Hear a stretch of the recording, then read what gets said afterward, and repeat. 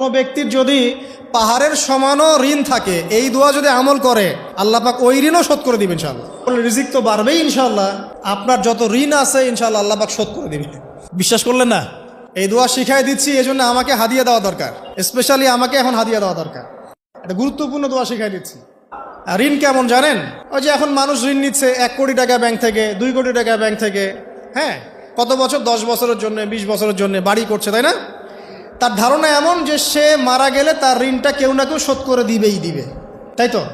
আর আল্লাহর রসুল কি বলছেন দেখেন, একজন মারা গেছেন, নবী সাল্লাল্লাহু আলাইহি ওয়াসাল্লামের সময় একজন মারা গেছেন।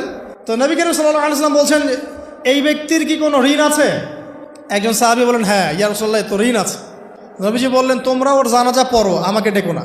তোমরা ওর জানাজা পড়ে নাও, আমি জানাজা পড়তে চাচ্ছি না। আমি এখন কেমন করে আপনাকে বুঝাবো ঋণ কত ভয়ঙ্কর জিনিস? আপনি যে ব্যাংক থেকে 3-4 কোটি টাকার লোন নিয়ে রাখছেন,